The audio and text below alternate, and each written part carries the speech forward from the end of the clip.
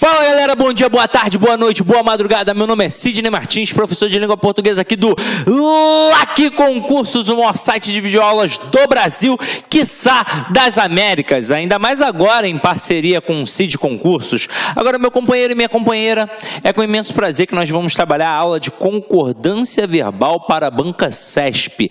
E por que tamanha felicidade? É uma matéria deveras importante para a sua prova. Afinal de contas, engloba vários conhecimentos. Antes de hoje, você trabalhou comigo a aula de tipos de sujeito. Nós dividimos em duas partes, parte 1, parte 2, para que você possa compreender a base para acertar estas questões de concordância verbal. Então acompanhe comigo logo o início da nossa brincadeira. Vamos lá. Aqui eu coloquei uma conceituação teórica do que seria a concordância verbal em provas de concurso público para a gramática, tendo em vista que é um pouquinho diferente daquilo que nós aprendemos na época da escola. Na época da escola nós gravamos parte do que era correto. Então, o que nós aprendemos? Que a concordância verbal se dá entre o verbo e o sujeito, ou seja, era uma relação entre o verbo e o sujeito.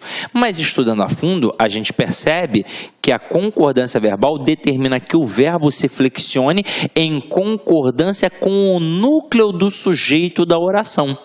Como eu disse a vocês, várias questões do CESP trabalham com períodos simples.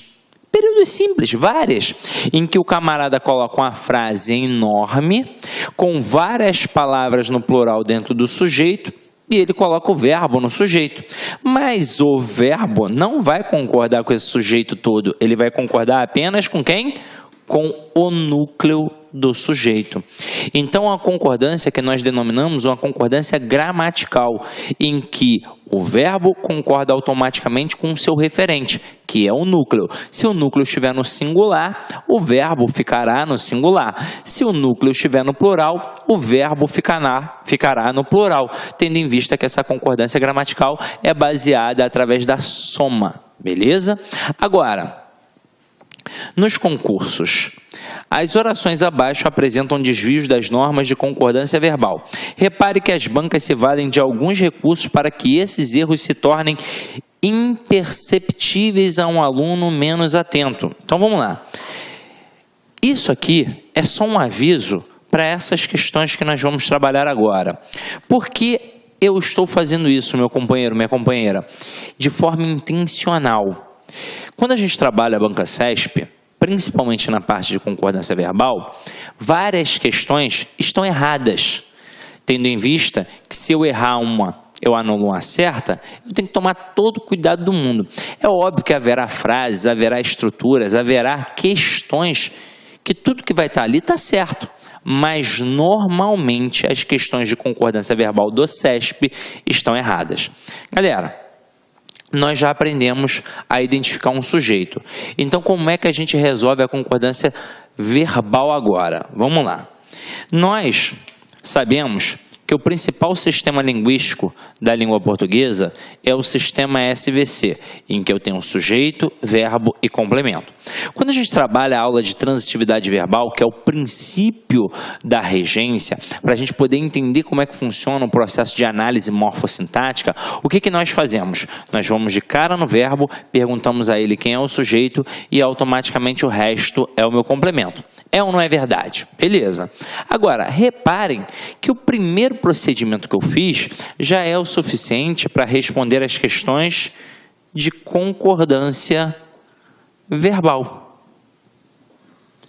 Afinal de contas, para eu identificar um sujeito, eu tenho que ir primeiro em quem? Eu tenho que descobrir o verbo. E ao descobrir o verbo, é este cara que vai definir quem é o sujeito. Seja ele determinado, indeterminado ou até mesmo uma oração sem sujeito. Aí o que eu vou fazer? Aquelas famosas perguntinhas. Quem ou que? Ao descobrir o sujeito, resolvi praticamente tudo em relação à concordância verbal, mas não resolvi tudo ainda. O que eu preciso fazer agora? Eu preciso identificar o núcleo deste sujeito, porque será realmente o núcleo que irá concordar com o verbo. E como é que eu vou descobrir o núcleo. Basta eu buscar o substantivo sem preposição. Porque o substantivo, como nós vimos na aula de classes gramaticais, é sempre o termo determinado, ou seja, sempre o núcleo de qualquer estrutura nominal. E o sujeito é uma estrutura nominal. Então vamos ver como é que isso funciona na prática agora, numa pequena conceituação teórica. Ó.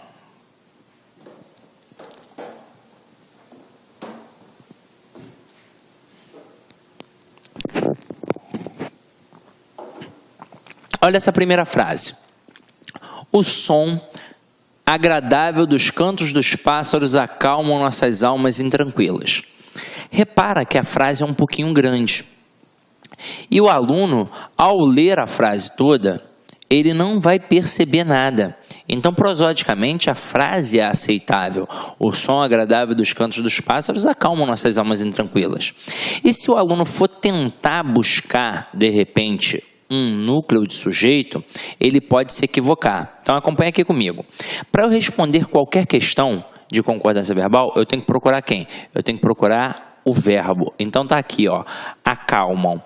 Então, Sidney, o verbo já está no plural, significa que está certo. Eu vou perguntar quem ou que acalmam. É ou não é verdade? Não.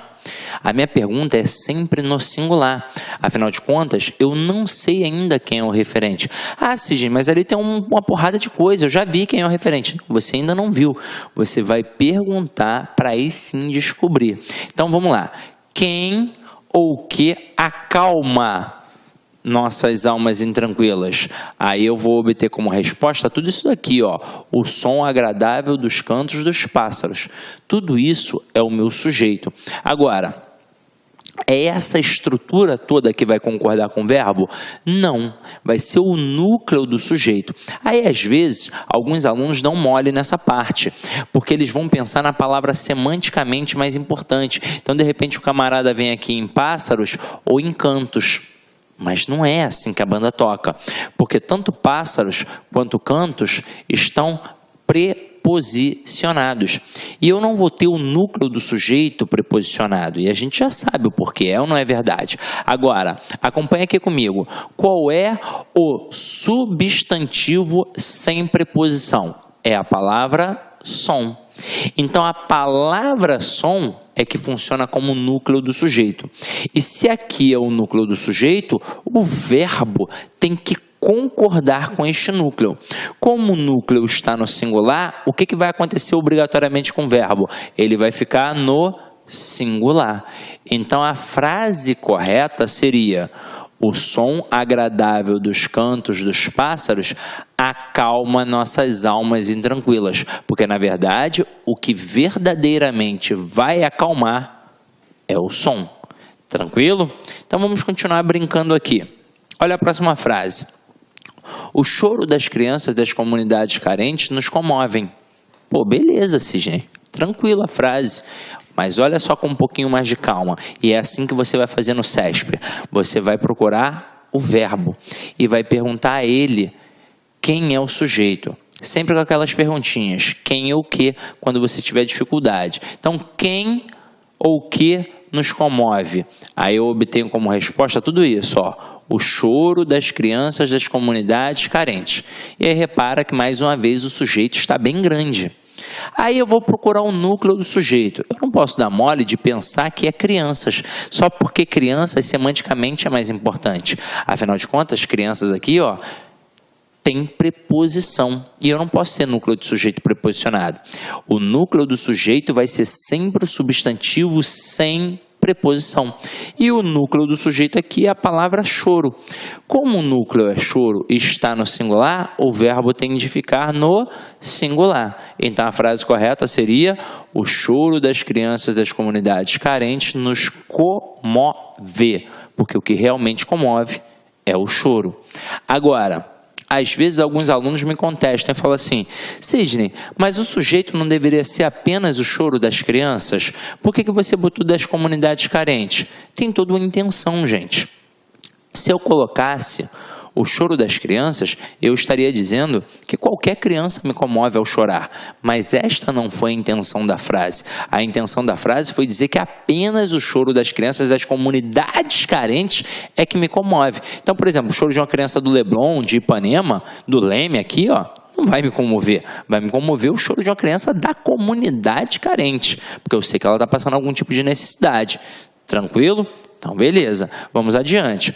Agora, as duas primeiras frases, o que nós fizemos? Nós fizemos estruturas em que a frase era grande. Inclusive, é um auxílio para você que também vai trabalhar produção textual. Afinal de contas, quando a gente trabalha a análise gramatical aqui no módulo de gramática, no módulo de língua portuguesa, isso é uma base para você poder utilizar na redação. Porque quando o camarada faz um concurso em que ele cobra a redação, na verdade ele está cobrando a língua portuguesa. Não é só ter aquela estruturazinha de introdução, desenvolvimento e conclusão. Ele quer saber se você é bom em regência, se você é bom em pontuação, se você é bom em concordância. E é muito comum um aluno errar em concordância. Por quê? Porque ele produz períodos longos e produz inversões. Então, você deve saber que ao produzir uma redação para concurso público, você deve produzir períodos curtos. Não que ao produzir um período longo você esteja errado, mas você está fadado a um erro de concordância verbal. Se você produz um período curto, o seu sujeito fica próximo do verbo e aí, consequentemente... Olá, meus amigos, minhas amigas, sou o professor Luiz Antônio Carvalho e com muito prazer, muita satisfação, quero fazer um grande convite para vocês, para todos aqueles que estão estudando para o concurso da Universidade Federal do Rio Grande do Norte 2016 para o cargo de assistente em administração. Nós, aqui do LAC Concursos, nós estamos oferecendo uma grande proposta pedagógica para quem vai fazer esse concurso. Aqui no LAC, quem estuda conosco, estuda em regime de metas. Aqui é o único lugar do Brasil que o estudo é focado em resultados. Sabe por quê? Porque nós temos uma grande metodologia chamada de Personal Coach. Personal significa pessoal e coach significa treinador. Então aqui você tem um treinador pessoal de concurso. Papo reto com você, cara. Se você matricular, cumprir as metas de estudos da coordenação pedagógica, você pode ter absoluta certeza que no dia da prova você estará muito competitivo, tá certo? Professor, quanto custa o curso completo do LAC Concurso? Olha só, apenas 10 mensalidades de R$20. É isso mesmo, 10 mensalidades de R$20, está no orçamento de todo mundo, o melhor custo-benefício da internet. Pode procurar aí, pode fazer sua pesquisa que eu tenho certeza que você vai optar pelo LAC Concurso. Tá certo, meus amigos? Ó, espero vocês. Ah, mais uma coisa, gostou da aula do professor? Quer continuar assistindo? Ó, você vai lá no site, se matricula. E você quer esse material de apoio? Galera, aqui embaixo tem um linkzinho.